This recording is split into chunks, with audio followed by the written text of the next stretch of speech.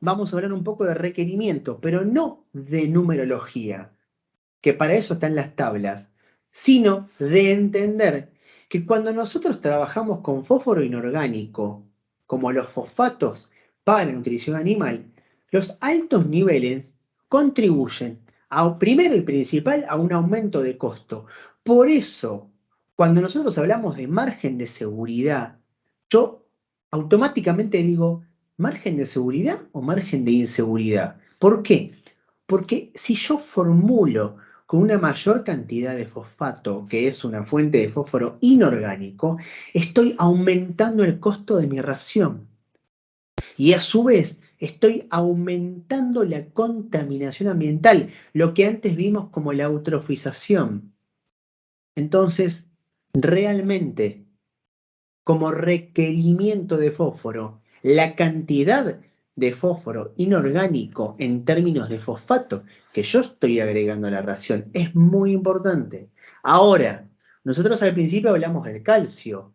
¿Por qué los altos niveles de calcio contribuyen a un desbalance? Porque aumenta el pH de la digesta, porque esto disminuye la digestibilidad de los lípidos y de otros nutrientes, pero que solamente con una leve reducción yo voy a estar mejorando la biodisponibilidad, la disponibilidad de ese fósforo y obviamente de otros nutrientes. Entonces, como después vamos a ver, es muy importante no solamente atender a la formulación del fósforo digestible, sino también a la formulación del calcio, pero no del calcio total. Y eso lo dejo para un slide posterior. Ahora, en los últimos 30 años hemos visto realmente cambios en el genotipo de las aves y nadie me va a dejar mentir que fueron asombrosos. Ahora, raramente hemos tenido réplicas de los primeros ensayos con minerales, fósforo, por ejemplo, en broilers. Ahora, estas investigaciones se han enfocado en las fitasas exógenas. ¿Cómo qué? Como mejoradoras de esa disponibilidad de fósforo. Ahora, ¿pero cuánto hicimos para mejorar el entendimiento, para comprender sobre la digestión mineral y el crecimiento del animal? Entonces, esto, cuando hablo de requerimiento, tenemos que tener en cuenta estas cosas. Porque las tablas, ahora las vamos a ver, como les decía anteriormente, es importante cambiar a fósforo digestible. ¿Sí? ¿Por qué? Porque sabemos que el calcio total no es 100% digestible. Entonces, si el calcio total, el calcio así se dice, no es 100% digestible, ¿cómo estamos formulando? Porque no va a faltar aquel que me diga, pero Federico, como me pasó en otro país, el calcio es el insumo más barato. Sí, es el insumo más barato, pero no es 100% digestible. Si fuese 100% digestible, les diría, no te diría, les diría, sí, es el insumo más barato de la fórmula. Pero estamos hablando de que, por ejemplo, en un fosfato monocálcico como el de Guiara, el Boliform CP, el calcio es un 77% digestible.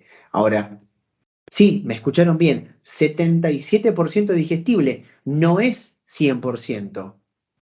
O sea que hay un 23% que no se digiere. Ahora, ¿cuánto es la digestibilidad del calcio de los ingredientes más nobles, como pueden ser maíz, oleaginosas, subproductos de cereales, sorgo?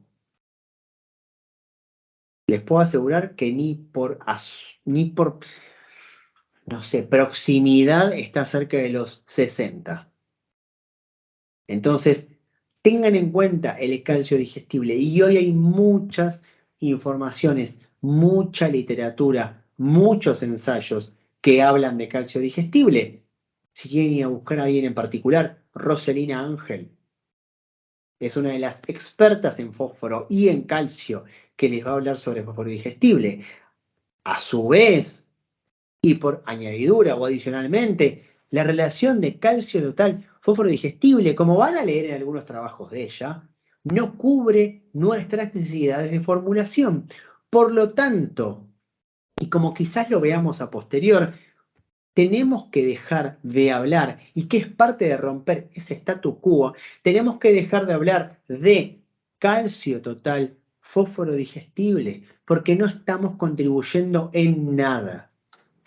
Ahora, cuando yo les hablaba de... Gobernador. Perdón, ¿alguien tiene alguna Claro, pregunta? pues. Ok, sigo. Cuando yo les hablaba de las tablas y de la digestibilidad de fósforo, hoy tenemos un montón de posibilidades. No solamente las tablas de nuestras casas genéticas, que no solamente son las únicas que nos van a dar la cantidad o el requerimiento de fósforo digestible de las aves, que no siempre nos la van a dar, porque las matrices de nuestras líneas genéticas no están pujando porque el animal tenga el menor requerimiento de fósforo posible, sino porque se vea de la mejor manera posible, de que el fenotipo se exprese de la mejor manera. Por lo tanto, si yo tuviese que ir a buscar un requerimiento de fósforo digestible, iría, por ejemplo, a las tablas anteriormente llamadas holandesas, hoy deberíamos llamarla de Países Bajos, en donde vamos a encontrar los requerimientos de parrilleros o de broilers en diferentes etapas, ¿sí? No solamente en porcentaje, sino en gramos por periodo o en gramos digestibles, que eso es lo que estamos buscando. Iría también a consultar a las normas FEDNA, que son las tablas españolas, las cuales uno de sus creadores es Gonzalo González Mateos, que me merece mis mayores respetos. No significa nada que yo diga eso, pero la realidad es que me parece una de las personas que más sabe de nutrición en el mundo y que habla de una manera espectacular en cuanto a fósforo.